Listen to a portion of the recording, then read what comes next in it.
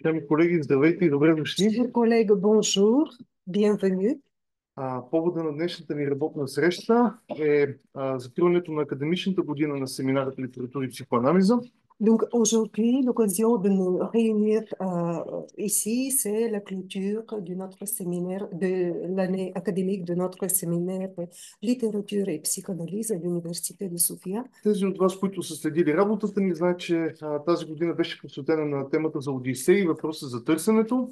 Ceux qui nous ont suivis savent bien qu'aujourd'hui, notre travail était centré autour de la question d'Ulysse et la question de la quête. И по този повод днес ще направим заключителна лекция с доктор Пьер Мари, който е наш гост тази вечер. Той е психиатър, той е психоаналитик, член на Espace аналитик и философ също така. Et à cette occasion, nous aurons le plaisir maintenant d'assister à la conférence de clôture de Dr Pierre Marie, qui est philosophe, psychanalyste, psychiatre, membre d'Espace Analytique. И на когото казваме добре дошъл Donc, отново в София. l'accueillons ici de nouveau. Soyez bienvenus parmi nous à Sofia. И така, за да не отнемам повече време, давам думата на Пьер Мари. Заповядайте. Je vous passe la parole à vous, Pierre Marie. Et d'abord, je voudrais vous remercier de m'avoir de nouveau proposé de faire une conférence à Sofia, ville que j'aime beaucoup. C'est une ville absolument charmante, qui a gardé, à la différence des villes de l'Europe occidentale, qui a gardé un certain charme, le charme d'une époque aujourd'hui peut-être révolue en Europe occidentale. Se donne l'impression qu'il y a une sorte de vie, euh, de vie tranquille, dont témoigne du reste l'animation des rues. Je voulais vous remercier aussi du sujet de la conférence. Comme vous le savez, Freud. Alors, je vais me permettre de vous... Je vais traduire. Il faut traduire. Ah oui. Извинете, колеги, не исках да прекъсвам. Няма ли автомат? Скоро ще го има това, за мое щастие. И така, най-напред искам да ви благодаря за това, че ме поканихте отново да съм сред вас и да направя тази заключителна лекция в София, един град, който много харесвам и който така е запазил своя чар по отношение на сякаш спрямо западноевропейските градове, някакво такова очарование, има някакво спокойствие, което, извинете, струи от улиците. И продължаваме нататък. Фройд, vous pouvez continuer. Freud a toujours accordé une très grande importance à la littérature. Знаете, че Фройд винаги е отдавал едно приоритетно значение на литературата. Car la littérature, depuis les tragiques grecs, защото литературата от епохата на гръцката трагедия met en évidence ce qu'on pourrait appeler la contre-volonté qui s'impose à notre volonté. Разкрива нещо, което можем да определим като някаква противоволя, обратна воля, която ни се противопоставя на нашата собствена воля. Et quand bien même depuis le XVIIe siècle, la philosophie, voire les sciences, et aujourd'hui les sciences cognitives, récusent ce clivage des êtres humains. И независимо, че от 17 век насам философията, науката и особено когнитивната наука успорват това разделяне, това разцепване на човешкото същество. La littérature ne parle que de ça. Литературата говори само за това разделение. Et c'est tout le charme, on pourrait dire, qu'un romancier, en quelque sorte, nous raconte, qu'il le veuille ou qu'il ne le veuille pas, nous raconte toujours un genre de cas clinique, on pourrait dire. И тъкмо в това е цялото очарование на обстоятелствата, че един романист дали волно или неволно, в крайна сметка ни разказва нещо като клиничен случай в своето произведение. Et c'est un peu le cas, c'est un peu le cas de l'Iliade et de l'Odyssée. Можем да кажем, че подобен е случая с Илиада и Одисея. Alors, ce que je vous propose, puisque l'Odyssée a été le thème de votre année, Мгм. ce que je vous propose, c'est de relire aujourd'hui l'Odyssée après MeToo. Сега, това, което аз днес искам да ви предложа е да препрочетем Одисеята към днешна дата на фона на това явление, което стана факт, мито. On pourrait dire hashtag MeToo Odyssée. Т.е. хаштаг мито Одисея. Et ce qui va nous permettre de donner un relief nouveau à ce texte multimillénaire. Това ще ни позволи така да очертаем, да изведем по-новому този текст, който датира от хилядолетия. Afin de le débarrasser des surcharges interprétatives accumulées au fil des siècles. И ние ще го прочетем така, че да го освободим от този интерпретативен товар, който текстът е поел върху себе си с течение на времето. L'Odyssée nous confronte au réel du désir érotique de femmes, au pluriel. Това, което прави Одисей, да ни изправи, да ни конфронтира с реалното на еротичното желание на жените в множествено число. Ulysse rencontre à chaque fois une femme Мгм. et non pas la femme, Защото Одисей среща всеки път една жена, а не жената. ce réel que déjà la civilisation grecque classique, Мгм. puis le judaïsme, le christianisme et l'islam n'ont eu de cesse d'occulter. Всъщност това реално на еротичното желание на жените е нещото, което така, класическата гръцка цивилизация, после иудаизма и християнството са така затуляли, прикривали по някакъв определен начин. Ils ont renvoyé du côté du diable. И също така винаги са го класифицирали от страната на някакъв вид дяволска история. Alors, je vais essayer d'articuler 4 propositions. Сега, аз пред вас ще се опитам така да учленя 4 предложения, да изведа 4 проблема. Quelle est la fonction de l'Odyssée pour la civilisation grecque? Най-напред, каква е функцията на Одисея за гръцката цивилизация? Le deuxième point, c'est au-delà des interprétations communes de ce texte, Мгм. parce que souvent on présente l'Odyssée comme le tragique retour d'un héros tenaillé par le souhait de retrouver son épouse. Мгм. И втория пункт е следния. Отвъд така общоприетите, общоустановените интерпретации на този текст, защото трябва да кажем, той обикновено се разглежда като трагичната история на героя, който е разкъсван от желанието да се завърне отново при своята съпруга. Le troisième point, c'est que nous révèle la civilisation grecque archaïque sur la question du désir.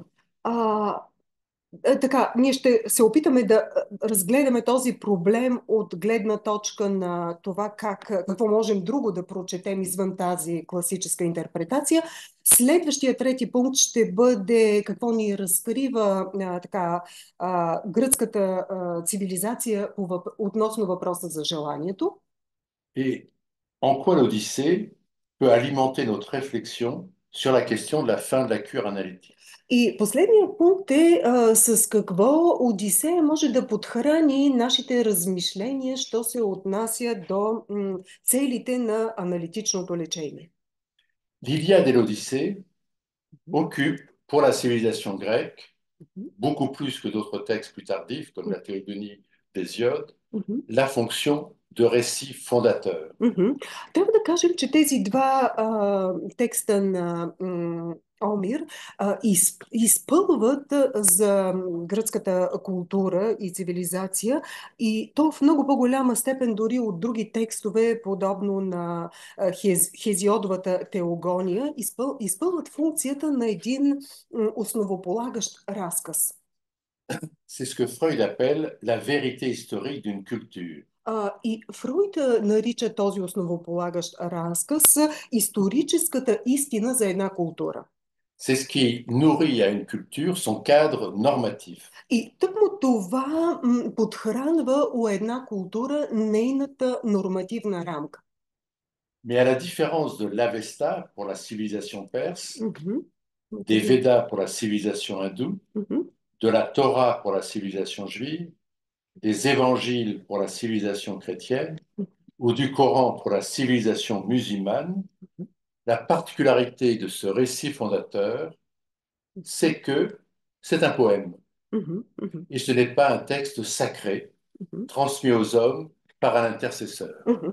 Но за разлика, например, от свещените текстове на различни култури, като Авеста за персийската култура, Ведите за индийската, Тора за еврейската култура, Корана за мюсюлманите, Евангелието за християните, спецификата на този основополагащ разказ, какъвто е Омировия текст, е, че той се явява една такава поема, можем да кажем, а не свещен сакрален разказ. C'est une épopée Това е една епопея. qui évoque la geste Мгм. de glorieux ancêtres proposés comme exemple édifiant. Мгм. Значи, Омировите текстове са някакъв вид епопея, която възпява така подвизите на предците. А, Édifiant, ça veut dire а, comme modèle. В качеството им на някакъв такъв съграждащ пример, изграждащ пример за тях. La particularité aussi de ce récit, de ces deux poèmes, c'est qu'il présente les dieux grecs Мгм. comme mêlés à la vie des hommes, mais indifférents au sort des hommes. Мгм. Спецификата на тези два Омирови текста са в това, че те изобразяват гръцките богове като едни същества, да ги наречем, които са умешани с хората, с човеците, а са безразлични към тяхната участ. Les dieux grecs ont des passions comme les hommes. Мгм. La différence avec les hommes, c'est qu'ils sont immortels Мгм. et ils sont doués de capacités extraordinaires. Тези древногръцки богове имат страсти по подобие на хората, но това, което ги отличава, е, че са безсмъртни и че притежават някои свръхестествени качества. D'une certaine manière, je pense que c'est cette laïcité du texte homérique Мгм. qui explique son immense succès à travers les siècles et dans des civilisations pourtant dotées de récits fondateurs religieux. Мгм. Аз бих казал, че поне за мен по някакъв начин тъкмо този светски характер на Омировите текстове е обяснението за неговия огромен успех през вековете, и то в лоното на цивилизации, които при все това имат някакъв свой собствен основополагащ религиозен разказ. Alors, comme vous le savez, l'Iliade et l'Odyssée sont d'abord des récits transmis oralement par des aèdes, par des poètes, Мгм. au fil des siècles, avant d'être écrits sur l'ordre de Pisistrate au VIe siècle, pour être appris obligatoirement par les citoyens. Мгм. C'est-à-dire qu'au VIe siècle, Pisistrate, en quelque sorte, ordonne que ces textes deviennent en quelque sorte l'équivalent des évangiles dans les pays chrétiens, du Coran dans les pays musulmans ou de la Torah dans les pays juifs, c'est-à-dire un texte qui doit servir vraiment de vérité historique pour la civilisation grecque. Мгм. И трябва да кажем, че Тоест, вие сте добре запознати, че най-напред тези два текста на Омир всъщност се предават устно от древните поети, от аедите, преди в 6 век Пизистрат да се разпореди те да бъдат записани така, защото задължително да бъдат изучавани от хората, с което той им придава някакъв статут аналогичен на всички тези свещени текстове в другите религии и цивилизации, които изброихме, Евангелието, Корана, Тора и така нататък.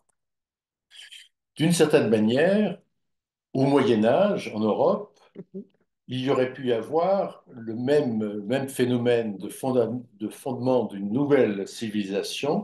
Hein, l'Iliade et l'Odyssée font penser un petit peu aux chansons de gestes du Moyen Âge. Par exemple, la légende du roi Arthur, mais d'autres légendes aussi. Et je pense qu'en Bulgarie, il y avait aussi des légendes de même nature. Et puis, je fais une toute petite incise. Au IXe siècle, face au déploiement de l'Empire musulman, il y a eu une sorte de reprise en main du christianisme par, comme vous le savez peut-être, par ce qu'on a appelé la révolution de Cluny, clunisienne, c'est-à-dire que la religion chrétienne est devenue une sorte de récit qui s'est imposé militairement. C'est Cluny qui a organisé la reconquête de l'Espagne et qui a organisé les croisades. Mais il n'y aurait pas eu Cluny, il n'y aurait pas eu, ce sera l'occasion d'une autre conférence, il n'y aurait pas eu Cluny, il y aurait eu sûrement, dans tous les pays d'Europe, des chansons de gestes qui auraient fondé une nouvelle civilisation. Можем да кажем, че в някаква определена степен имаме основание да сравним този статут на основополагащ разказ на Омировите текстове с едно явление от средновековието, с така наречените песни или разкази за подвизи. И тук можем да цитираме, нали, тази легенда, тези възпявания на крал Артур, но и даже тези специфични песни за подвизи са можели да пълноценно да придобият аналогичен статут на основополагащ разказ за въпросните европейски цивилизации, ако не бе угрозата от мюсюлманското нашествие в IX век, който предизвиква един силен отпор, организиран под егидата на един манастир в Клюни, във Франция, но е цялостна такава много мощна организация, която се нагърбва с това да даде мощен християнски отпор и да наложи християнството в Европа. Ако това не се бе случило, бихме могли да допуснем, че тъкмо подобно средновековно творчество е можело да изиграе аналогична роля в Западна Европа на основополагащ разказ. Alors, quand on a l'Iliade et l'Odyssée en face, et qu'on les lit, on se rend compte tout de suite que ce sont deux textes qui ont des fonctions absolument différentes. И така, ако вземем пред себе си Илиада и Одисея, ако ги сравним, ще осъзнаем, че това са два текста, които имат коренно различна функция. L'un, l'Iliade, on pourrait dire dans le jargon lacanien, il est tout phallique. L'Iliade est centrée sur la valorisation des vertus phalliques et a pour caractéristique que les femmes en sont exclues. От една страна, Илиадата бихме могли да я характеризираме в лаканиански термини като универсално или всецяло фалична, която така възпява едни такива фалични ценности и добродетели, от чиято сфера жените са изключени. Soit les femmes sont réduites à être violées. В Илиада участта на жената е или на жените, по-скоро или да бъдат изнасилени. Примерът е с Пантизелея. Ou fautive parce que trop belle, Hélène. Или така да им е вменено чувство за вина, да са обвинени, защото са прекалено красиви като Елена. Ou immolée comme Iphigénie. Да бъдат пожертвани като Ифигения. ou captives comme Chryséis et Briséis, Да бъдат пленници като Бризеида и Хризеида, ou mères comme Écube, да имат участта на майка като Хекуба, ou femmes éplorées comme Andromaque, или такава скърбяща жена като Андромаха. alors que l'Odyssée, lorsqu'on l'ouvre, et très vite, on se rend compte que c'est une sorte d'éloge constant, répétitif, de l'expression du désir des femmes. Мгм. Hein. Докато ако разгърнем Одисея, ще си дадем сметка, че този текст, простете, се явява една непрекъсната и постоянна възхвала на женското желание.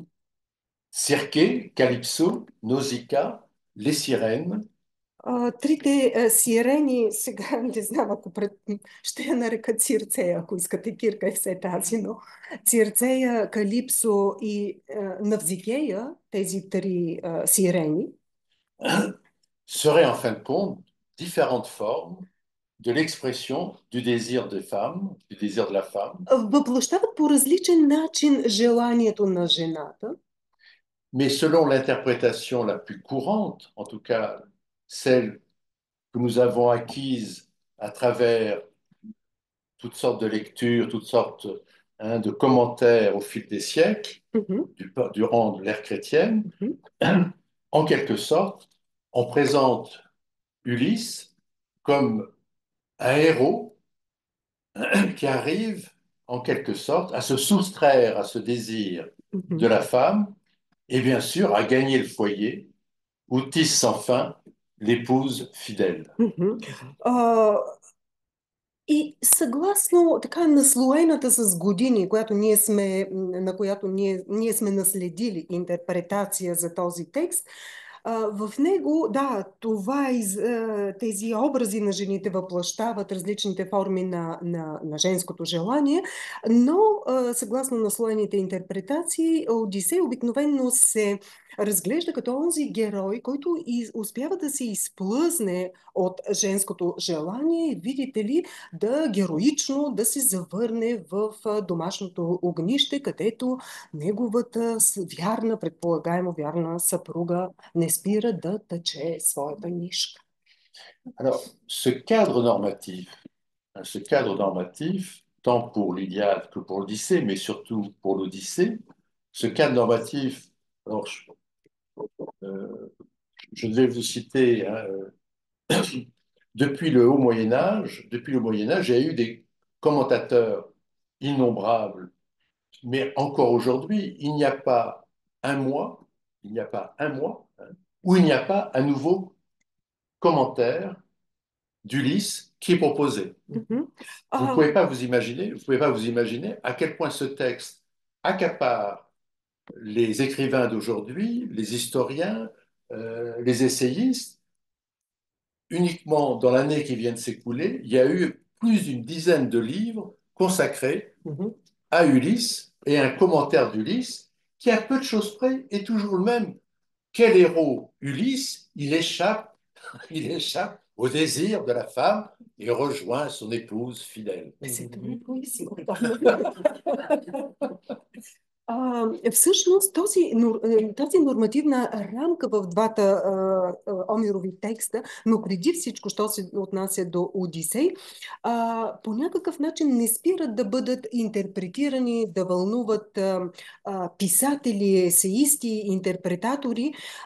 Дори за последната изтекла година, може би има десетина такива произведения, които са му посветени, и които, разбира се, все така величаят Одисей като големия герой, който е успял да се изплъзне от лапите на женското желание и да се завърне у дома при благочестивата съпруга. Et j'insiste, même quand les auteurs sont des féministes convaincus, je prendrai simplement euh, Nathalie Haynes, par exemple, qui vient de sortir,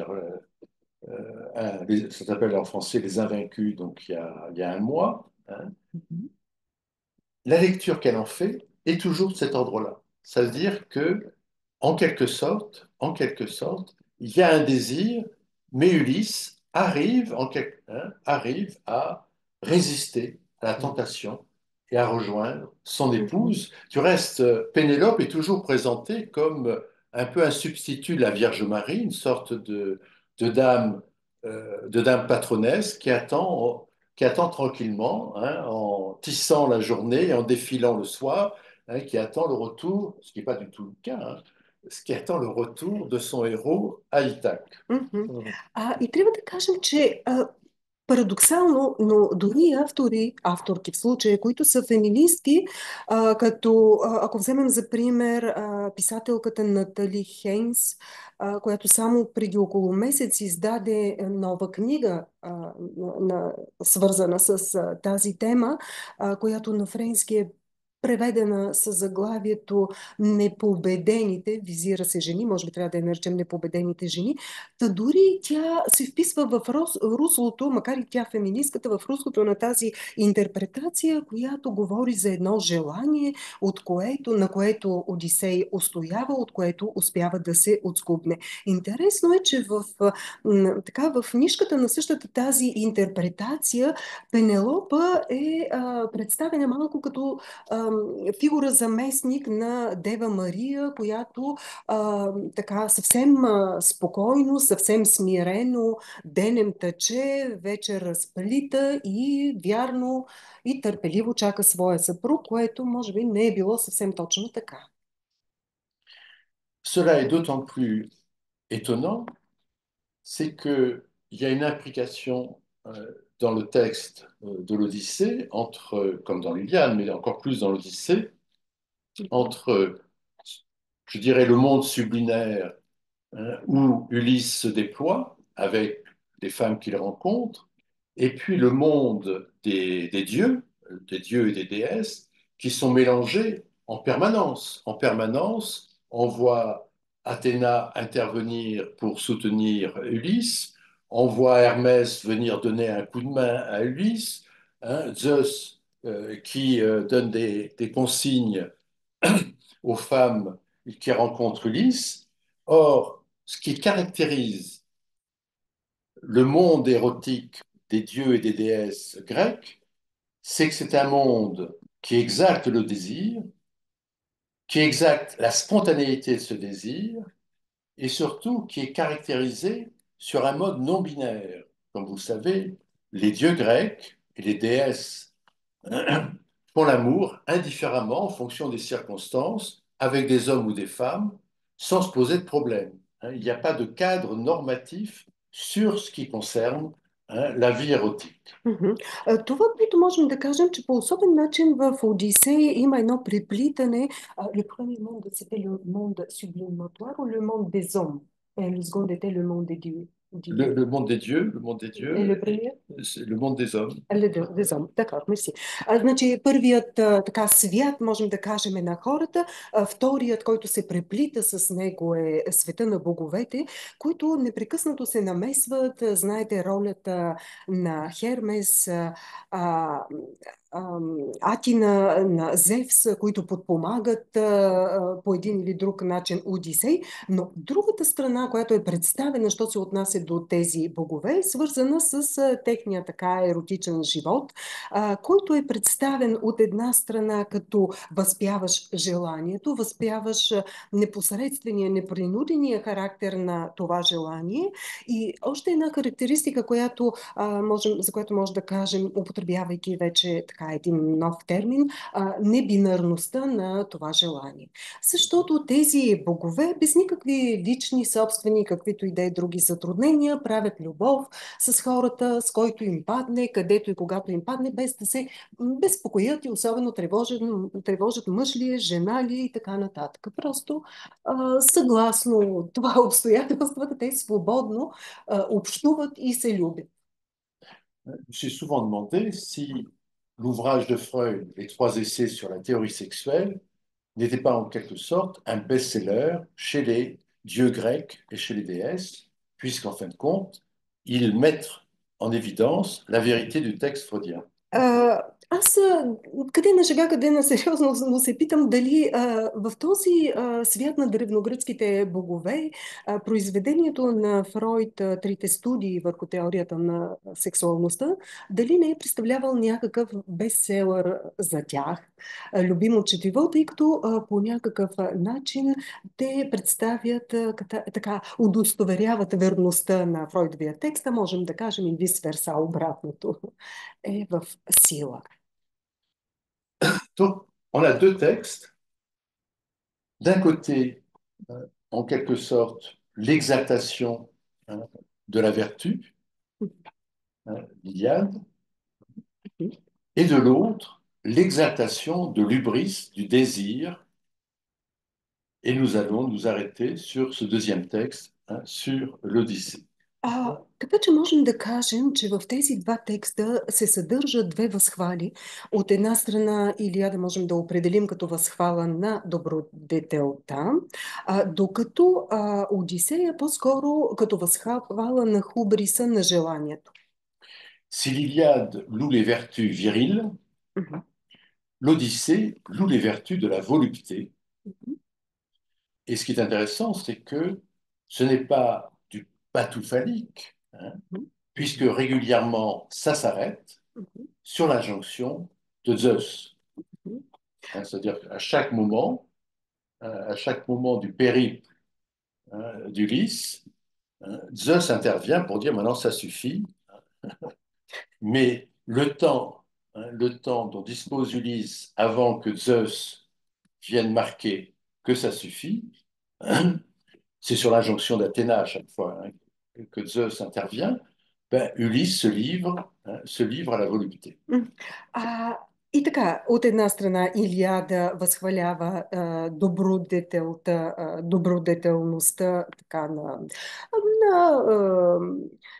на въздържанието, на въздържанието, докато Одисей е текст, който възхвалява сладострастието и трябва да кажем, че това е нещо, на което Одисея, възхвалява сладострастието и това е текст, в който Одисей се отдава почти безгранично на сладострастието, но не изцяло фалично, защото от време на време все пак Зев се намесва, за да каже стоп, стига толкова и прекъсва така неговата наслада. Разбира се, доста често Зевс интервенира и по молба на дъщеря си Атина.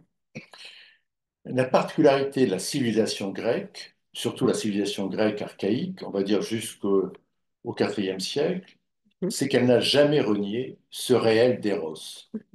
Et surtout, elle n'a jamais cherché à le catégoriser.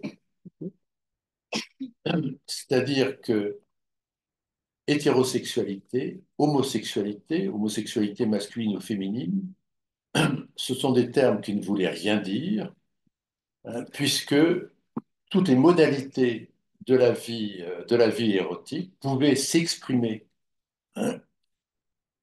sans qu'il y ait eu, j'y reviendrai tout à l'heure, sans qu'il y ait eu une sorte d'appréhension, d'un jugement de valeur sur elles. Трябва да кажем, че особеността така на античната древногръцка цивилизация, да я разбираме под антична, да разбираме периода до IV век, се състои в това, на тази древногръцка култура, че тя по никакъв начин не отрича реалното на ероса, не си позволява да го категоризира, защото категории хомосексуалност, хетеросексуалност са термини, които нямат някакво значение. Целият живот има своите, всеки един човешки живот има своите възможности за своето еротично изражение. Без да се налага, без да се налага някакво морално съждение или категоризация върху модалността на това еротично желание и неговото изразяване. C'était tellement pas catégorisé que un grec ou une grecque ne pouvait pas se revendiquer hétérosexuel ou homosexuel, puisque dans la vie publique, certes, il y avait une norme, hein, c'est-à-dire c'était dans le cadre de la PADEIA, dans le cadre de la relation éducative, que devaient s'exprimer prioritairement les relations dites homosexuelles, mais on n'employait pas ce terme, on employait le terme de PADEIA. Pareil pour Sappho, par exemple, c'est dans le cadre de la PADEIA. Hein, Sappho enseigne à des jeunes filles, comme sur le palestre, des jeunes adultes enseignent aux adolescents l'art, hein, d'être citoyen, l'art de la guerre.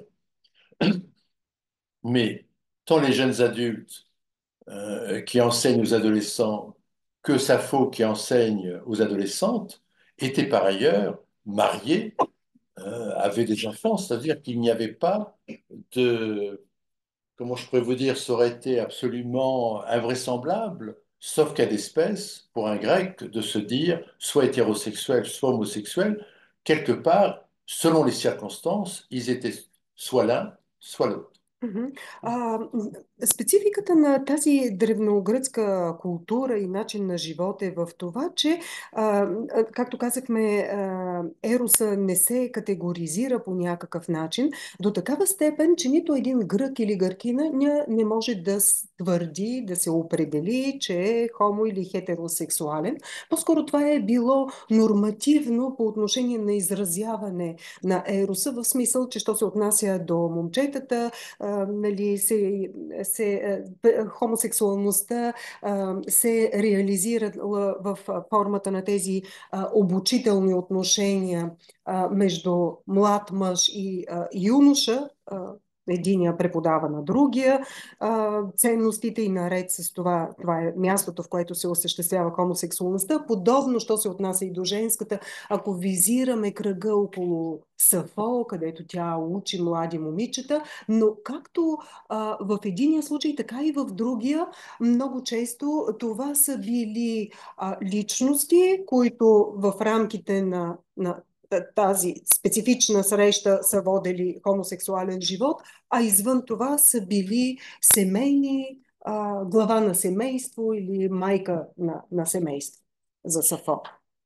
L'éros grec est synonyme, en latin on appelle ça voluptae, de la volupté, et non de procréation. Гръцкият ерос е синоним, можем да кажем на латински, на сласт, на сладострастие, а не на зачеване, на размножаване. L'éros grec n'a rien à voir avec ce que nous appelons la sexualité.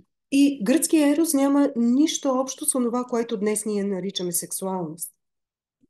Ce qui explique, j'y reviendrai tout à l'heure, que dans une civilisation aussi normée que la civilisation chrétienne, a fortiori la civilisation chrétienne, je dirais, liée à l'avènement du libéralisme économique, hein, où les normes ont été encore plus coercitives, c'était impensable. C'est-à-dire quand pour les lecteurs chrétiens de l'Odyssée, il y avait une impossibilité de comprendre le texte. Трябва да кажем, че всичко, така, всичко това, тази характеристика прави така, защото за така, читателя от християнския свят е било абсолютно невъзможно да разбере Одисея, четиво като Одисея и света, който е там, защото до скоро, до така, разгръщането на либерализма на Запад, просто нормативността е била изключително строга и ограничаваща по отношение на еротичния живот на християните. Dans l'Odyssée, on ne parle que de plaisir. Et ce plaisir est tellement important, tellement agréable pour Ulysse, qu'il reste quand même plus d'un an avec Circé, et il ne quitte Circé que parce que ses compagnons, qui eux n'ont pas la chance de partager le lit de Circé, se lassent un peu de ce séjour et demandent à rentrer à Ithaque. Il reste 7 ans avec Calypso et il arrête son séjour à Calypso sur l'injonction de Zeus. Et enfin, il ne reste pas très longtemps avec Nausicaa, avec laquelle il ne partage qu'un moment de séduction, tout simplement parce que le père de Nausicaa lui propose le mariage, hein. Et c'est parce que le père de Nausicaa l'invite au mariage qu'il préfère partir. Мгм. Трябва да кажем, че в Одисея удоволствието заема изключително голямо място и самия Одисей, героят му се отдава напълно. Той прекарва една година с Цирцея и си тръгва едва когато неговите другари, така изморени от пребиваването и защото и те самите също не са в ложето на Цирцея, уморени и съжаляващи, може би, все пак настойчиво го молят настояват да си тръгне. 7 години прекарва с Калипсо и я напуска под така настойчивата разпоредба на Зевс и сравнително малко време остава при Навзикея. С нея изживява някакъв момент, който можем да определим като момент на съблазняване. Тръгва си, защото бащата на Навзикея му предлага да ги бракосъчетае. Il y a vraiment un phénomène à chaque fois de séduction, hein, j'y reviens tout à l'heure, de séduction, qui fait que Circé, Calypso ou Nausicaa sont captivés par la personne d'Ulysse, Mhm. et Ulysse est captivé par Circé, Calypso, Nausicaa.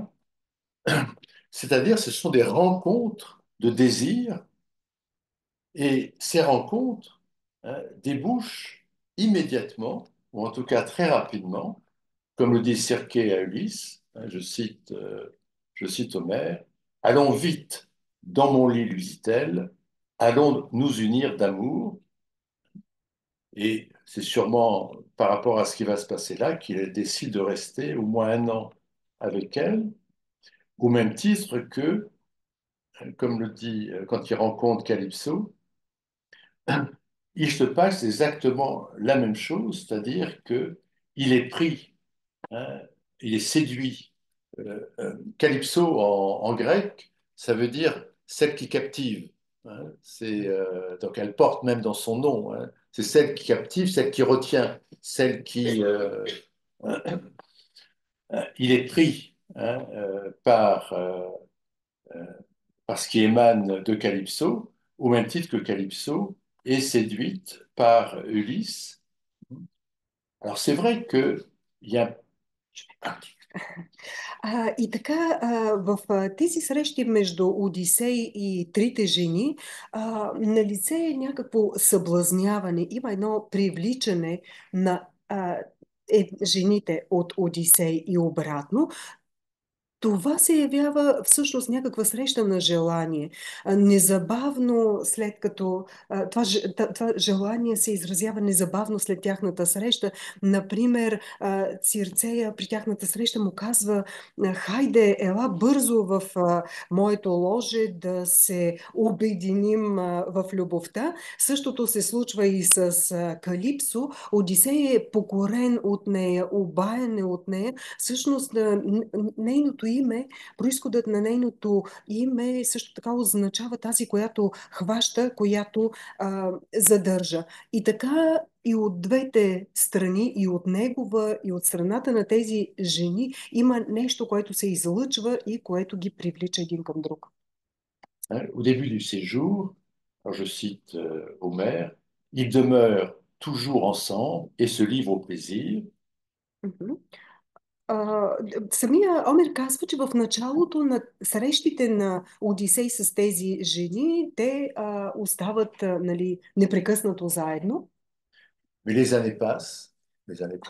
но времето неумолимо тече Au bout de 7 ans, и след 7 години, je cite toujours Homère, la nymphe ne lui plaisait plus.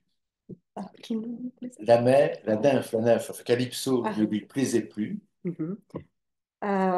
Така че след 7 години, ето аз отново тук ще ви цитирам Омир, той казва, нимфата вече не ми харесва.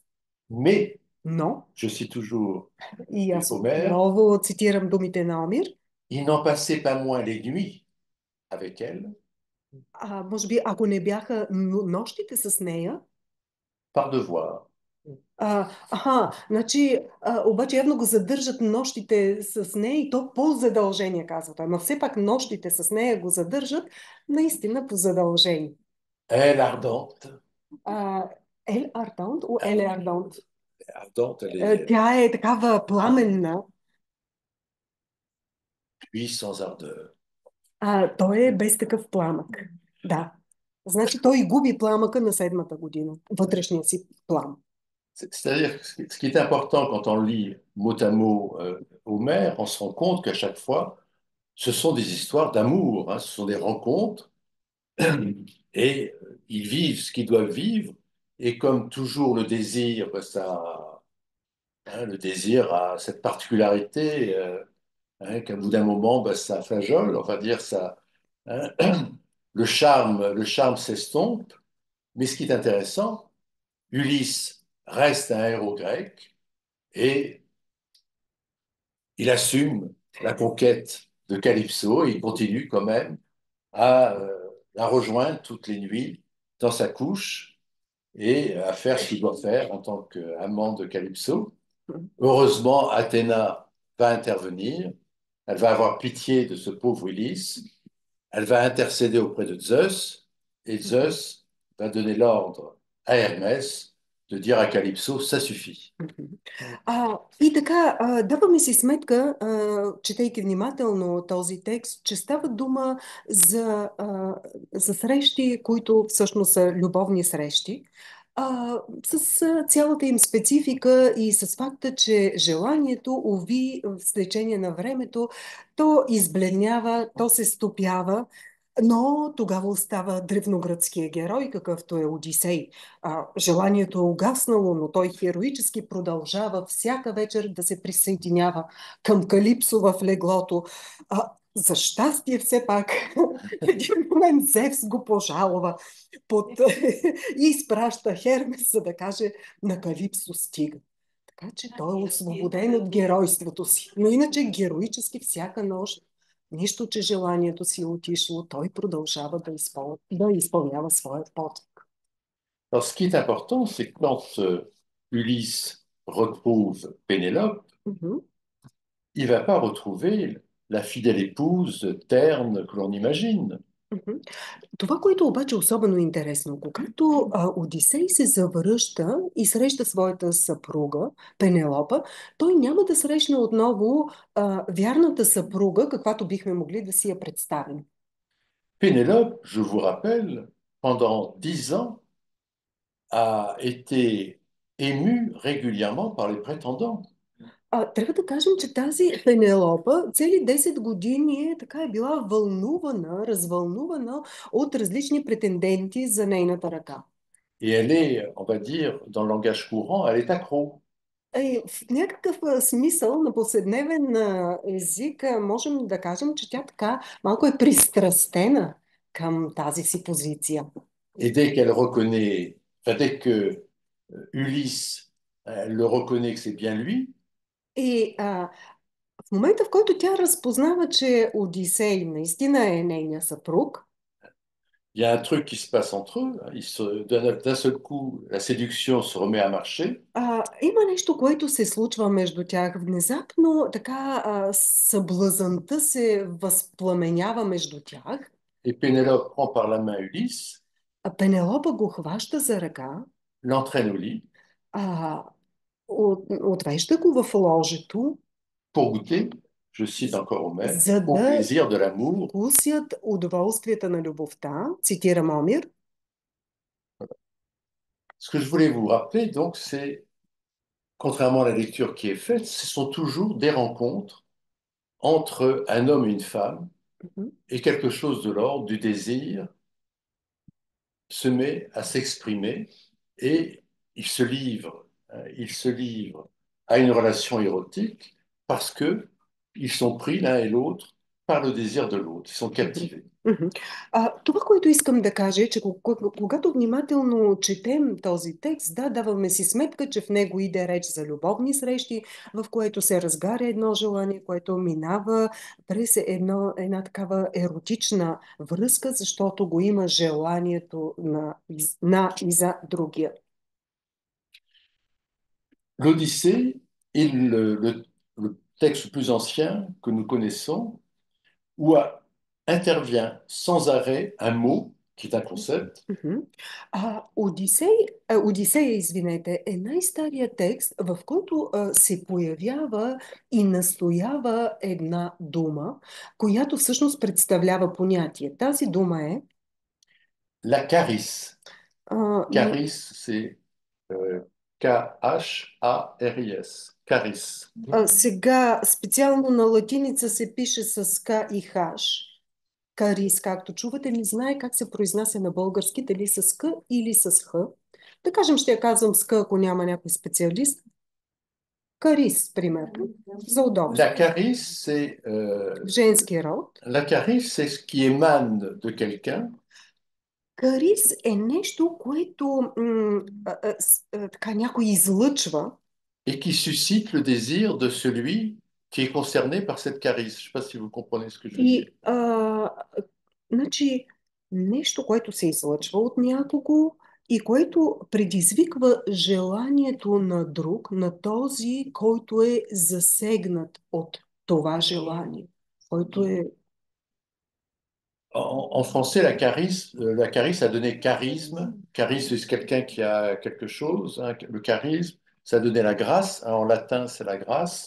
C'est ce qui fait que quelqu'un, pour une personne, a quelque chose qui le captive. Мгм.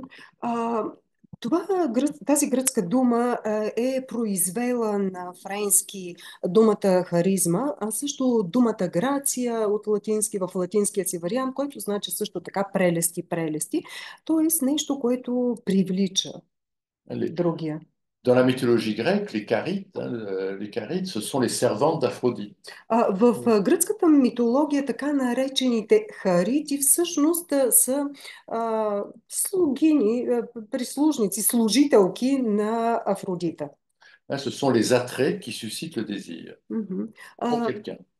И така това са някакви такива прелести, нещо, което привлича желанието на другия. La charis, c'est quelque chose que l'on ne peut pas saisir, hein. C'est quelque chose de réel, c'est un réel qu'on ne peut pas saisir, qui ne vaut que pour une personne, hein. On n'est pas captivés tous par la même personne, hein. C'est un truc, hein. Et il faut bien que vous voyez la différence. Souvent, on confond les agalmata et la charis. Les agalmata, c'est ce qu'on projette, hein. Lorsqu'on désire quelqu'un, on projette sur la personne certaines qualités qu'elle n'a pas en général, hein. On s'en rend compte après, hein. Les agalmata, ce sont des figurations imaginaires. Au départ, agalmata, ce sont les figures des dieux. C'est ce qu'on projette sur la personne, c'est ce mouvement de projection de la subjectivité pour essayer de légitimer pourquoi on est captivé. Je vais le traduire. И така, значи, какви са характеристиките на това понятие карис, казахме в женския род? Първо, че става дума за нещо реално, но нещо, което не може да бъде доловимо и нещо, което се отнася само засяга една личност. Ние не сме запленени всички от една и съща личност. Доста често карис се бърка с агалма. Обаче разликата е тази, че при агалма, било то в единствено или множествено число, имаме някаква проекция. Ние проектираме върху дадена личност качества, които тя по принцип няма. Това са едни такива въображаеми изображения, най-напред тези агалми, доколкото разбрах, са били някакви такива изображения на богове, но така или иначе проектираме, за да, доколкото си спомням, субективираме нашия избор. Да се обосновем, че сме били привлечени от тази личност. Значи проектираме, за да обосновем, че сме привлечени от тази личност. La charisme, c'est un réel évanescent, c'est quelque chose de réel, mais c'est évanescent. Докато карис е нещо, което е реално, обаче нещо, сега аз предложих превода обегливо, т.е. еванесан значи нещо, което изчезва, но може да значи да и нещо, което е неуловимо в речника, недоловимо, неопределимо. Затова аз му дадох думата обегливо, пък не знам дали ще хареса. C'est un regard, un sourire. Това може да бъде поглед, усмивка. Regard, un sourire, c'est un petit rien. Някакво малко нищичко. C'est pour ça que, pour contrebalancer ce que va devenir la charisme, la grâce dans la tradition chrétienne, certains philosophes vont garder cette idée de la charisme et l'appeler le je ne sais quoi. Поради тази причина, в тази еволюция на понятието карис, което ще бъде подето в западната култура и философия, ще се превърне в това понятие грас, което е грация и прелест. Някои философи ще му дадат едно друго название, което можем да преведем като не знам какво. Аз не знам какво. С този израз. Il y a un mot en bulgare pour dire je ne sais quoi, le doséké. Дали имаме някакъв подходящ, аз поне не се сетих. Може би идеята е, че не можем да го определим. Не знам дали се сещаме. Et c'est là où Lacan va le prendre, l'objectif. И от тук Лакан ще вземе своят обект малко а. Quand Lacan commence à repérer qu'il y a chez l'autre, le petit autre, un quelque chose qui se détache, hein, vous savez, l'autre, il met entre parenthèses le A de l'autre, quand il repère cela et qu'il va pousser de ce côté-là, il s'avère qu'au même moment, l'année où il commence, Yankelevitch publie sa thèse sur le je ne sais quoi. Значи, Лакан ще си даде сметка за този обект малко а, когато установи, че нещичко, нали, как да кажем, от този обект се откъсва. И доколкото разбрах, Янкелевич публикува в същата година своята, как се казваше на български, теза, да, докторска теза.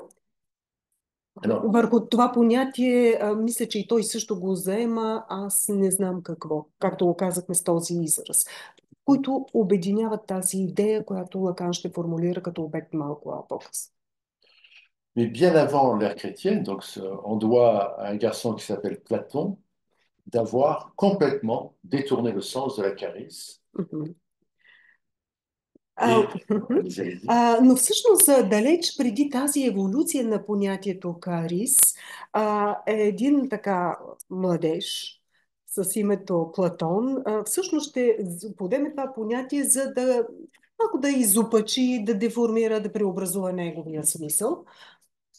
Et même si régulièrement il y a eu des penseurs pour essayer de réactualiser ou en tout cas de repenser la question de la charis, donc de l'objectita, de l'objet cause du désir.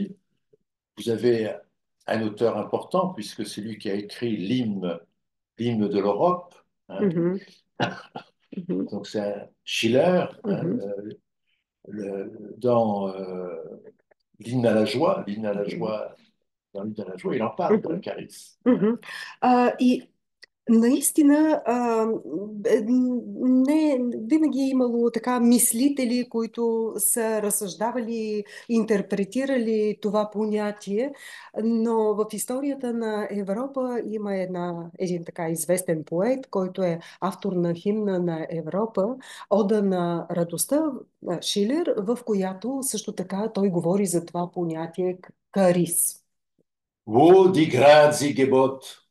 Това сега ще ни го преведе госпожа Димитрова. Може би... Là où régnait la charis, la grâce. Ça veut dire, Schiller est dans une sorte de nostalgie de la Grèce archaïque qui va influencer Hölderlin, etc. Wo die grazie gebot, c'est un C'est un des vers de l'Ode à la joie. Точно в един от стиховете на Ода на радостта се подема това понятие. Предполагам основно под латинизираното му име. Това е и текст, това е и поет, впрочем, Шилер, който много ще вдъхнови по-късно и Хьолдерлин. Je dirais, c'est le cœur de l'Odyssée et c'est ce qui a été occulté par les lectures postérieures, c'est-à-dire que le désir, je vais y revenir en détail, c'est que le désir, à partir du IVe siècle, et avant tout sur la plume de Platon, le désir ne va plus être quelque chose qui surgit, un événement qui surgit chez l'autre et qui nous captive. Le désir va être une vertu,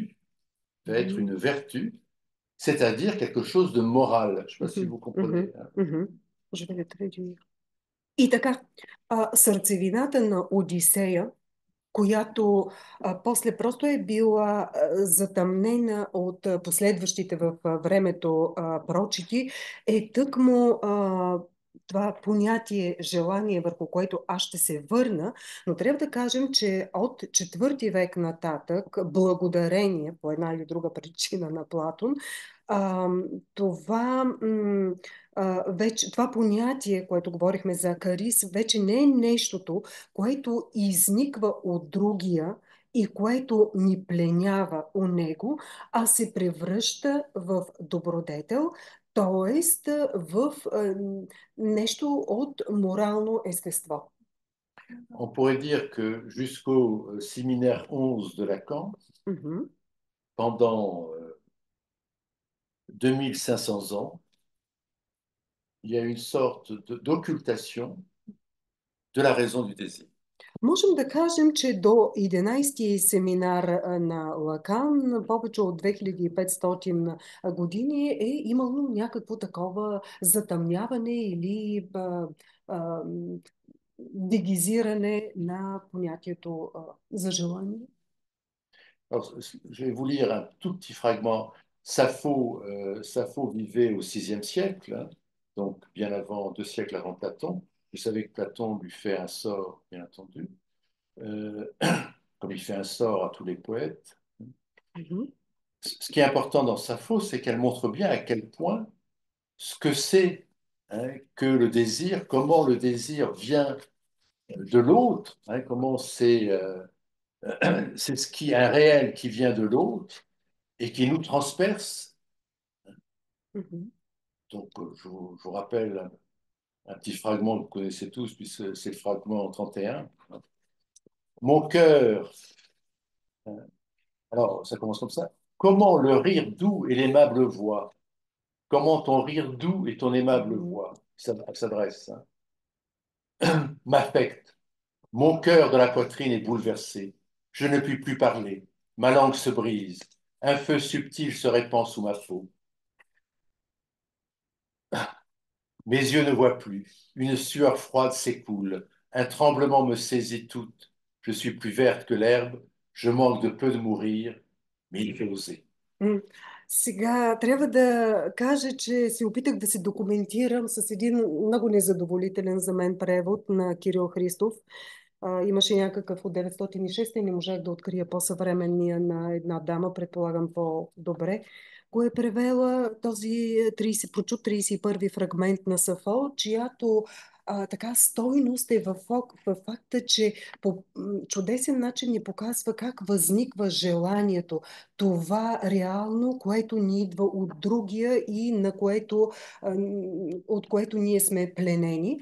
Сафо най-напред говори за този може би нежен смях и този звънък глас на девойката, които предизвикват чувства у нея, и след това с извинение за разликата в идеите ще цитирам все пак поета.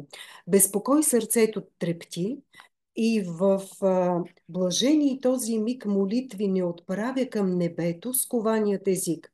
В жилите не кръв кипи, а лава. В ушите ми неясен шумечи. Нощ непрогледна, мрак дълбок настава пред моите очи. и леден пот страните ми облива, треперя аз като есенен лист и сещам смъртна бледност, че покрива лицето ми тогас. Сега във френския този стих завършваше с това, но трябва да дръзна. Трябва да се опитам. За жалост, в българските преводи го няма. Може би е важно, затова го споделям само с аудиторията. Все пак тя е разтърсена от чувството и се каза накрая, че трябва да дръзне. Je donne la traduction bulgare d'un poète, mais ce qui manque, c'est la fin où la poétesse dit mais il faut que j'ose. Oui. Ça, donc j'ai fait cette explication à l'auditoire parce que ça manque dans la traduction bulgare. Alors, il faut bien que vous entendiez ce qu'Ovide dit de ce poème, hein. Lesbia quid Sappho nisi amare pulas. Qu'est-ce que Sappho, la lesbienne, a appris aux jeunes filles? L'amour. И Овидий ще каже, нали, един такъв прекрасен стих ще има, в който ще каже какво Сафо лесбийката е на какво лесбийката Сафо е научила младите момичета на любов. La Grèce archaïque, Мгм. si on reprend la terminologie lacanienne, était pas toute falie. Мгм. Значи, ако си послужим с Лакановата терминология, може ли да определим антична Гърция като не изцяло или всецяло фалична, защото N'était pas complètement soumise à une hiérarchie de normes visant à dompter Eros. Защото тя не е била изцяло подчинена на иерархия от норми, целящи така да обуздаят Ероса, Pour lui assigner une fin qui lui est par essence étrangère. за да му вменят или припишат някаква цел, която немо Ероса абсолютно му е чужда, а именно La Grèce archaïque assignait pour fin aux femmes et aux hommes la volupté, le zen. всъщност, значи, това, което Древна Гърция придава като цел на мъжете и на жените, това е сластта и сладострастието и едно понятие, което за жалост не знае как да произнеса, зен от гръцки. Alors, on pourrait se dire pourquoi à un moment donné ça change. Сега, можем да се попитаме защо в един момент се е случила тази промяна. Donc, je pense que c'est lié au développement des cités-États, hein, des cités-États, c'est-à-dire que d'un seul coup, les petits hameaux qui étaient les petites villes grecques de l'époque archaïque deviennent des cités importantes, voire des empires comme Athènes, Мгм. et apparaissent ce qu'on appelle les nomothètes, ça veut dire des législateurs qui Мгм. vont, je dirais, mettre en place des normes euh, Мгм. et en quelque sorte, plus ces cités vont être importantes, plus les normes vont être coercitives. Mais dans la Grèce classique, donc on est au 5e, 4e siècle, il y a un domaine qui échappe, c'est l'oikos, la vie privée. Мгм. C'est la caractéristique de la Grèce classique. Tout se normalise, il y a des normes partout, Мгм. sauf un espace, l'oikos, hein, Мгм. la maison. Hein. Мгм. Oikos, c'est pas la maison, hein. L'oikos, c'est le régime privé, hein, la sphère privée, qui n'est pas normée. Мгм. Je vais traduire jusque-là. Защо се пак настъпва тази трансформация, която говорихме в така гръцката уредба, култура, цивилизация? Аз смятам, казва Пиер Мари, че това най-напред се дължи на този фактор, който е появата на полисите на градовете държави. Тези малки махалички, които се разрастват и стават мощни градове, дори цели империи, каквито е Атина, в един момент, в тях се появяват нормотворците, които издават норми, които стават все по, как да кажем, притискащи, ограничаващи. И в класическа Гърция до 4-5 век можем да кажем, че тази сфера, тази малка област, която се е изплъзвала от нормите, е била ойкоса, което е нещо като дума, но не само дума. Ойкос това е така, режима на частното, на личното. Само то се е изплъзвало от налагането на норми. Alors, malheureusement pour Athènes, deux événements fâcheux se passent pour la Grèce.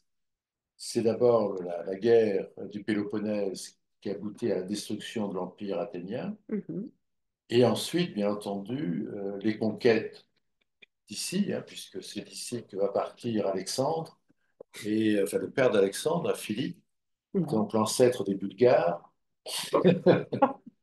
qui va partir à la conquête de la Grèce, puis son fils Alexandre à la conquête du monde. Et c'est une société toute phallique qui apparaît à ce moment-là. Сега, другия фактор от историческа гледна точка, който влияе за промяната, се състои в това, че чисто исторически, за жалост, за злочестина на Атина, нали, тя губи Пелопонеската война. Освен това, от това място тръгва Филип Македонски, за да завладява Гърция, и неговия син Александър, за да завладява света. Тоест един изцяло фалически организиран свят и режим се отправя и покорява гръцката цивилизация. Puis là-dessus va arriver bien entendu le christianisme. Mais avant le christianisme, il y a les religions du mystère, etc. Ce qui est important de comprendre, c'est que la société change. La société ne peut être que de plus en plus normée. Et donc, la vie, hein, la vie érotique en est impactée. La vie érotique en est impactée. Et on pourrait dire qu'on va de plus en plus à une société de plus en plus toute phallique. Mais ce qui est important de comprendre, c'est que dans le même temps, les philosophes, à commencer par Platon, mais Aristote, et puis alors, ceux qui vont donner le coup de grâce au désir, ça va être les,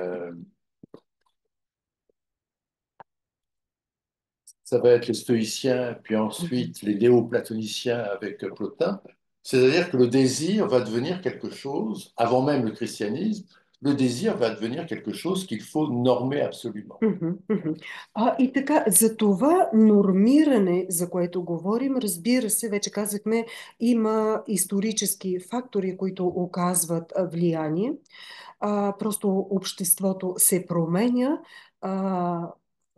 живота, еротичният живот става все по-нормиран, обществото става така изцяло фалично организирано, но трябва да кажем, че ролята на философите, също на Платон, на Аристотел, на стоиците по-късно, на неоплатонианците, тяхната роля е също имат принос в това желанието да се превърне в нещо, което е обект на норма. Si on lit Homère à la lettre, hein, si on le lit comme un texte qu'on a dépoussiéré de toutes les lectures postérieures, on se rend compte qu'Ulysse n'a pas peur du féminin. И така, ако четем внимателно и буквално Омир, изтупвайки прахта от хилядите интерпретативни наслоявания в резултат на хилядолетните прочити, ще кажем, че тогава ще забележим, че Одисей не се страхува от женското желание, от женския ерос. Il goûte au contraire et largement au plaisir charnel avec les femmes. Напротив, той доста така надълго и на широко вкусява плътското удоволствие с жените. Mais elles-mêmes aussi, ces femmes, goûtent au plaisir charnel avec lui. Но трябва да кажем, че това важи в еднаква сила и за жените, които също така вкусват от плътското удоволствие с него. La modernité du texte d'Ulysse, c'est que ça désire des deux côtés et ça partage la volupté des deux côtés. И можем да кажем, че модерността на този текст е в това, че желанието е споделено от двете страни и сладострастието също така е нещо споделено и от двете страни. Lorsqu'on lit Aristophane, donc Aristophane c'est beaucoup plus postérieur, mais quand même Aristophane écrit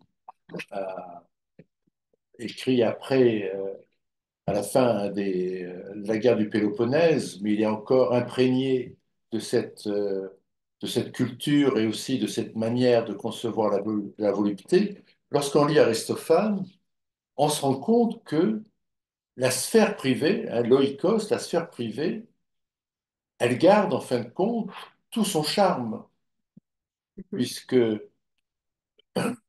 Aristophane n'a pas de jugement dévalorisé sur la sexualité en général. Il se moque un peu de l'exacerbation de la libido des femmes, hein, mais pas plus, hein. Et puis, il se moque, hein, des gays, par exemple, un peu efféminés, mais il se moque. Il n'y a pas de jugement, de mépris, hein. Et ce qui est important, hein, quand on le lit et qu'on suit un petit peu tout ce qu'il raconte sur la manière de faire des femmes, hein, c'est qu'en quelque sorte, hein, elles ne pensent qu'à ça, elles ne pensent qu'à ça, hein, les femmes d'Aristophane, elles ne pensent qu'à ça. Hein. En quelque sorte, hein, elles sont toujours à l'affût de quelque chose qui pourrait les séduire. Et chez Aristophane, toutes les femmes ont des amants, que ces amants soient jeunes, plus jeunes qu'elles, voire soient des esclaves. Hein. Elles peuvent faire appel à autre chose lorsqu'elles n'ont pas des amants sous la main, hein, avoir des relations avec d'autres femmes, etc. C'est-à-dire que il y a chez Aristophane, alors certes, ce sont des comédies, mais c'est des comédies qui reflètent bien que Eros a droit encore, hein, nous sommes à la fin du IVe, tout début du IIIe siècle, Eros a encore tous ses droits dans la sphère privée, hein, dans l'Écosse. Et, И така, ако се обърнем към Аристофан, разбира се, той е малко по-късен автор и все пак твори в края на Пелопонеската война. Можем да видим, че все още това сладострастие е запазило своето място в ойкоса, в тази и в интимна сфера, която отграничихме. И там сладострастието, сластта запазват своето очарование. Разбира се, Аристофан по някакъв, но да кажем без зъб, въпреки че не го знам дали е имал или нямал зъби, но беззъбо се надсмива и леко девалоризира така избликващото либидо на жените, феминизирането на гейовете, но да, все пак става дума за комедия и там той казва, че специфичното за жените, ама те мислят само за оная работа. Не с оная си работа, колеги, само за оная работа, да направим това важно отграничение. Те са винаги в търсене на нещо. И когато нямат под ръка някой любовник, който по презумпция в неговите комедии обикновено е по-млад, може да са робите, прибягват и до връзки с други жени. Или накратко, Ероса все още е запазил своето място, своята роля в тази отграничена лична сфера в ойкоса.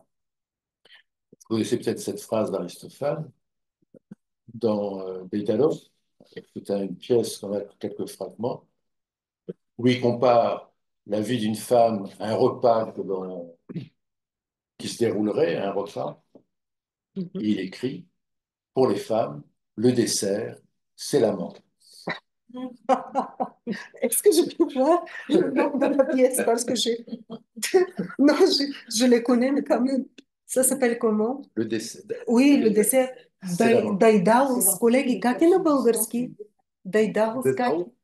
Дайдалус на комедия на Аристофан. Dédalus, c'est celui qui a fait le... Същия ли?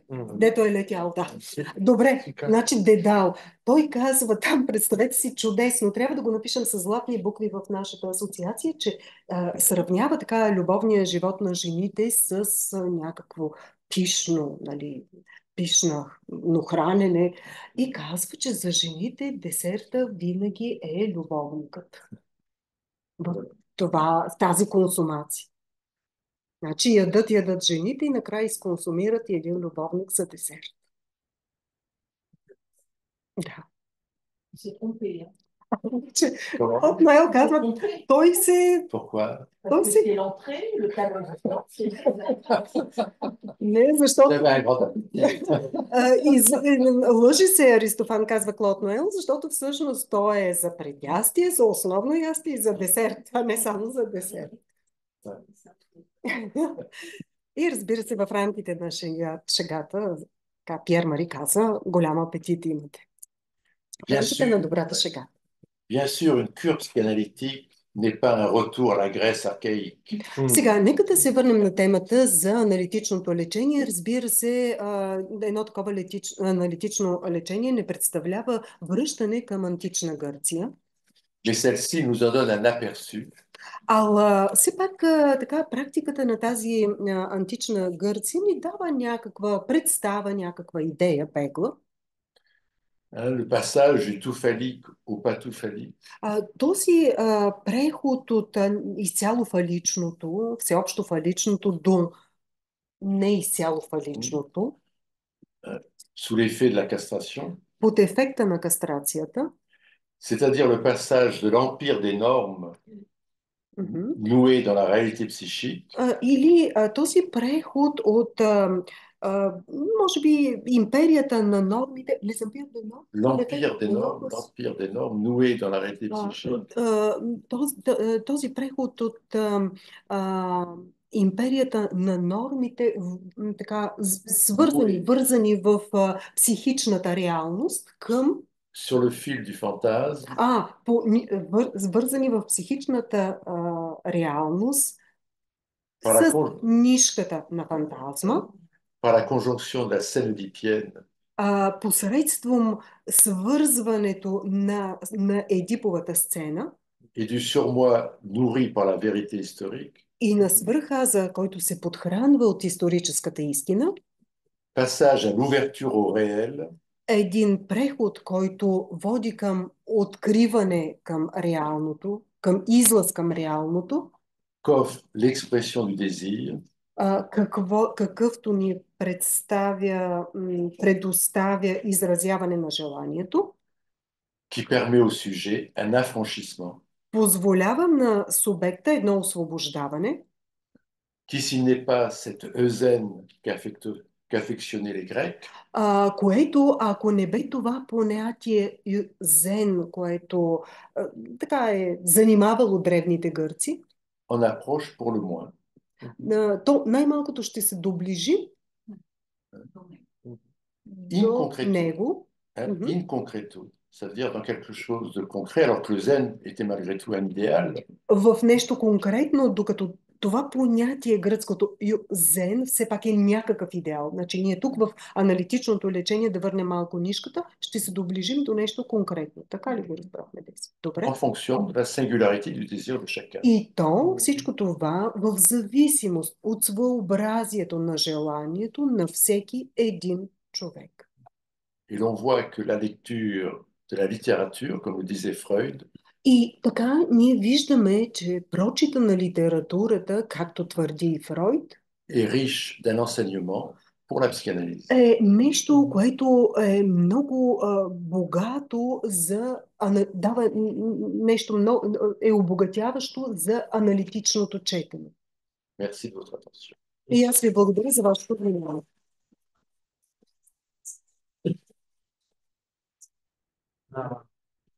Ние също благодарим много Пиер Мари за тази чудесна лекция. Remercions également Pierre Marie de cette conférence, cette excellente et dense conférence. Много богата, много наситена с различни елементи. Très riche, très dense, en beaucoup d'éléments et idées.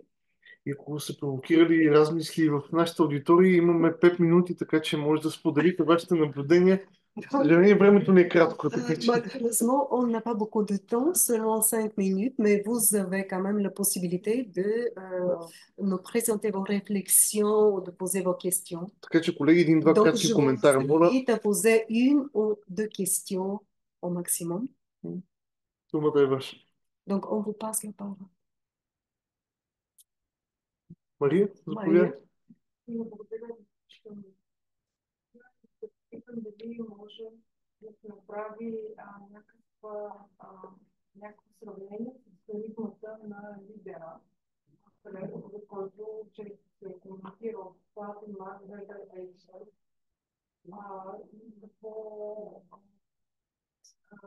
по какъв начин това вече завършва отношението към лидера на тази харизма. Добре. Maria Kalinova, elle vous remercie tout d'abord de votre conférence. Et la question qu'elle vous pose, est-ce qu'on peut faire une comparaison avec le charisme de leader qui a été articulé également par Platon, Weber, Freud aussi? Comment est-ce qu'on pourrait articuler tout ça à l'idée du fonctionnement du charisme chez le leader? Tout à fait, il y a quelque chose, il y a quelque chose dans le charisme du leader qui n'est pas sans lien. C'est pour ça que le mot est le même. À ceci près,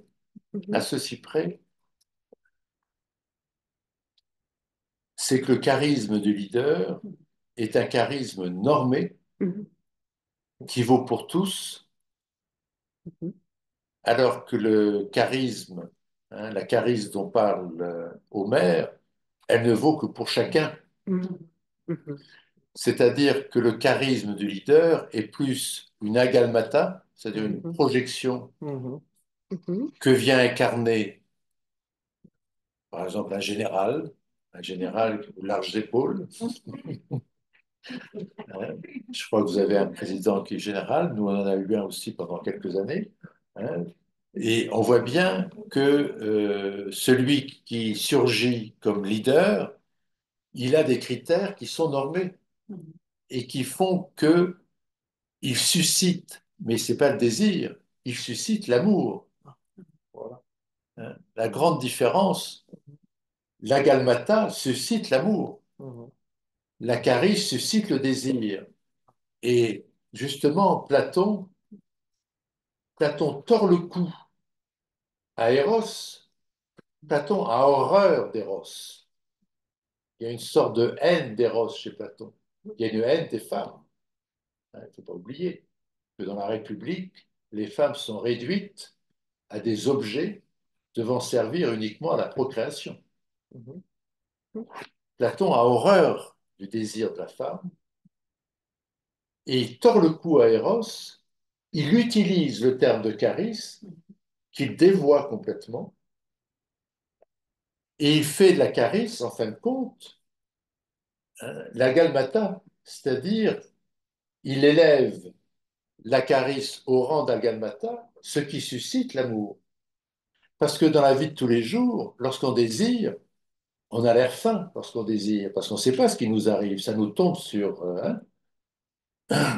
Juliette, elle va au bal pour rencontrer celui que son père lui a promis.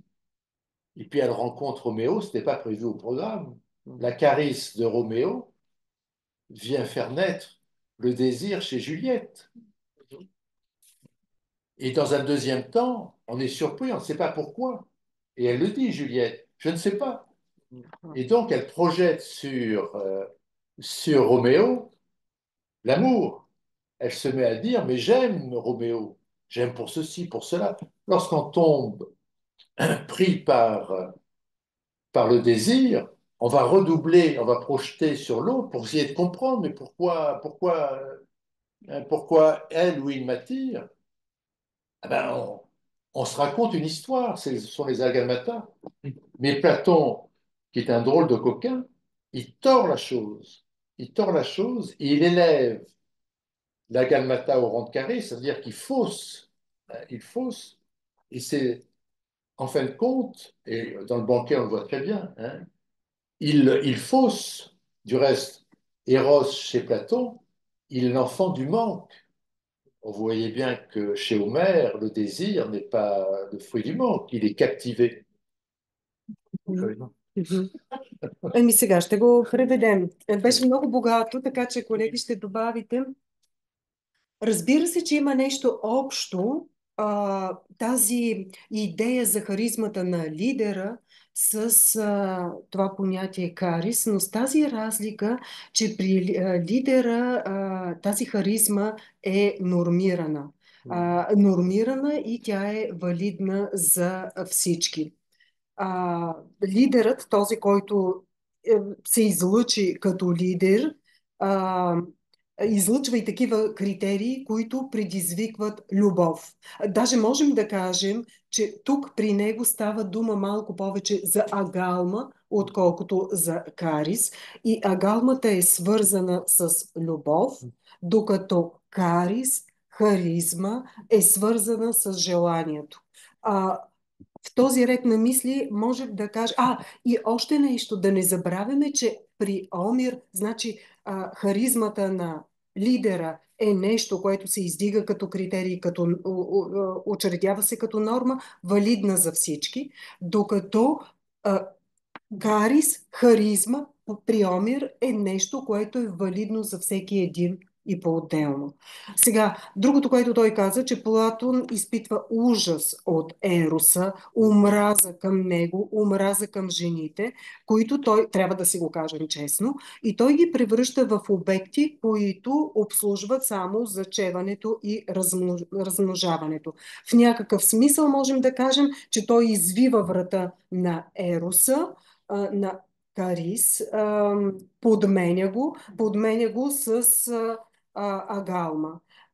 Другото, което той каза, беше илюстрация с Шекспир, с Жулиета, която всъщност отива на бала, за да срещне този, който й е предопределен от баща й, ала нещата там излизат от контрол, защото тя всъщност среща Ромео, в когото се влюбва. Неговата каризма я покорява, пленява и тя казва, аз не знам защо го обичам, и започва, нали, тя проектира някаква любов към него и започва как беше, да аргументира, да извежда принципите. Обичам го за първо, второ, трето. Нещо изпускаме ли? Значи, Платон издига агалмата в ранга на карис, на каризма. Просто извършва едно такова подменене, една такава фалшификация. Нещо друго добавете, ако като идея. Горе-долу около това, но беше много гъсто. Добре. Госпожа Димитрова. По принцип, ще ми свърши, ако сте кратка. Encore une question de la part de Lemonda. Oui.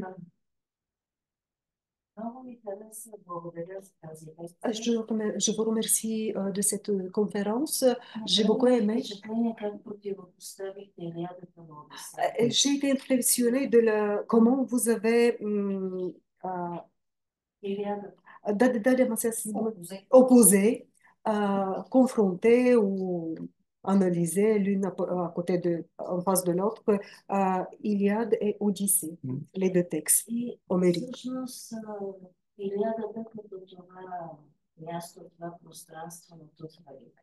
Donc, d'un côté, Iliade comme l'espace du Toufalik.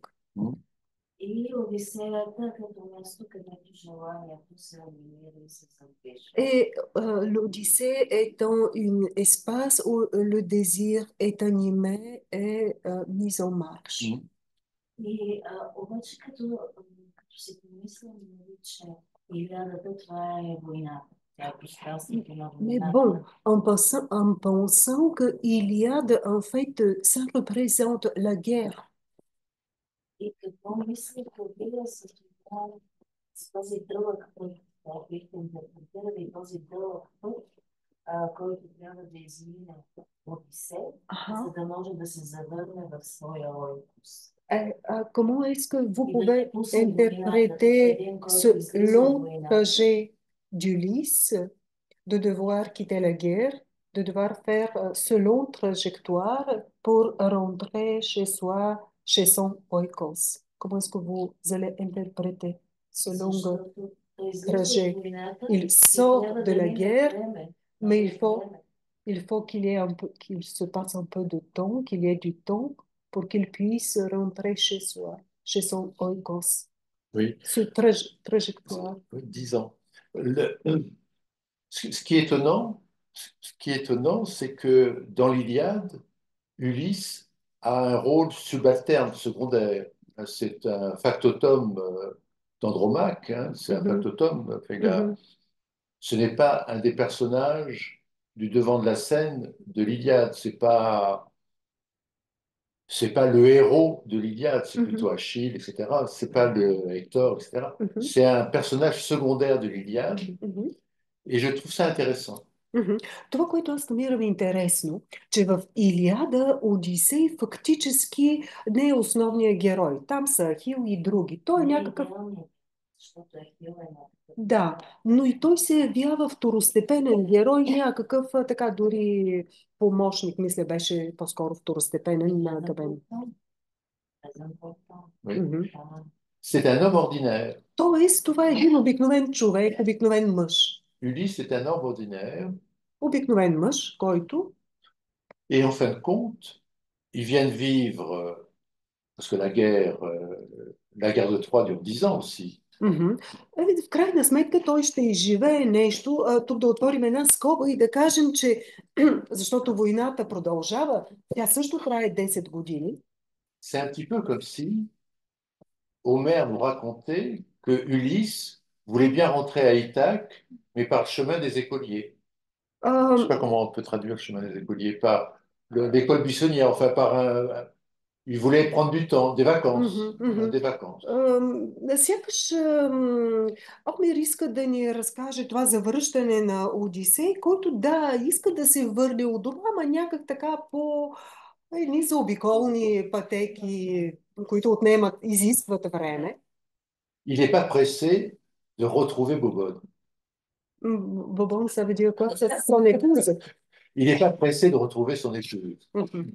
Той така не е много притиснат, не бърза да се върне отново при своята съпруга. Comme souvent les hommes. Както се отнася Les hommes често, ordinaires, je parle des hommes ordinaires. често това се отнася за мъжете. Разбира се, за обикновените мъже, аз само за тях говоря. C'est un homme ordinaire. Той е един обикновен мъж Et comme un homme ordinaire, il désire. и като такъв той има желание. Желая.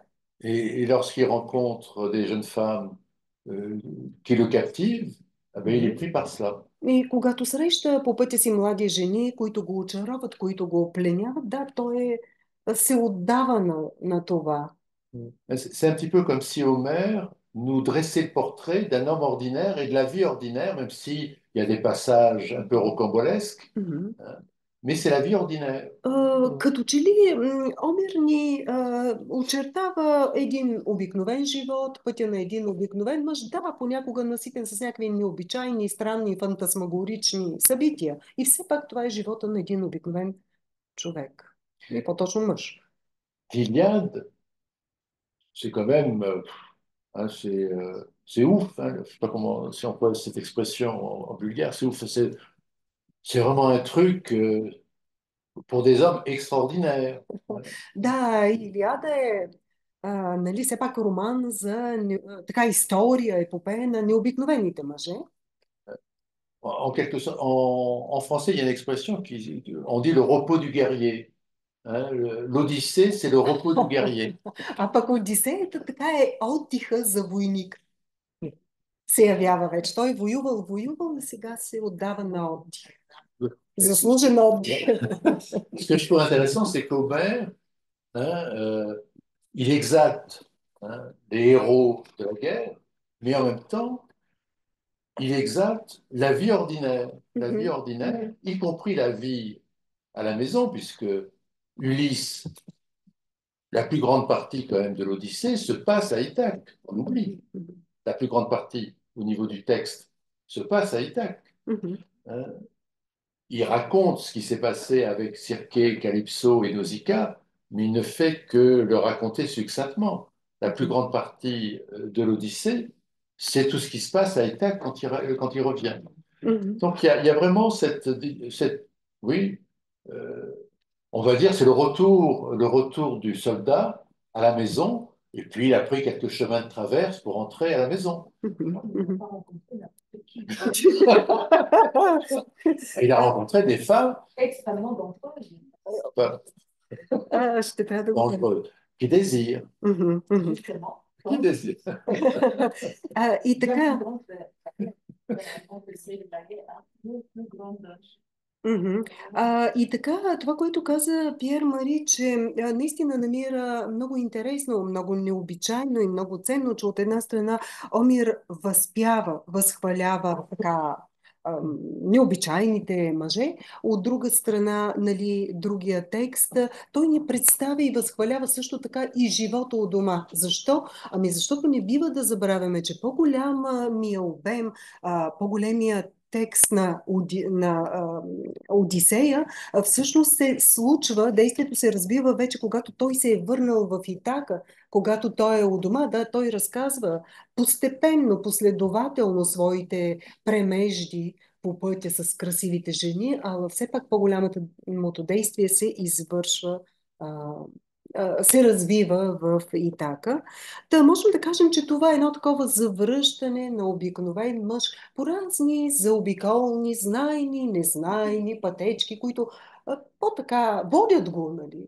Постепенно го водят към дома и където той все пак среща опасности в лицето на жените, на желаещите жени.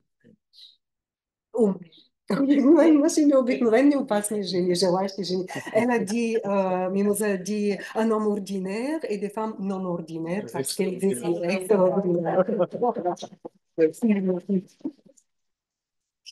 Колеги, още веднъж с благодарност към Пиер Мари и към Розалина. Une fois, remercions Pierre Marie, Rosalina pour la traduction И също така, също така, колеги, утре в 10 часа с госпожа Плотнел Пикман ще работим върху четене на семинар 5. Заповядайте. Vous Утре тук в êtes 10. invité demain ici. On va reprendre la lecture du séminaire 4 de Jacques Lacan avec Claude Noël Пикман. Ici. Да, тук заповядайте. Да. Ако сте от университета, абсолютно сте добре дошли. Добре дошли сте, да. Без такса. Приятна вечер, колеги. Така че стига само да имате интерес, заповядайте. С удоволствие ще ви чакаме. Да.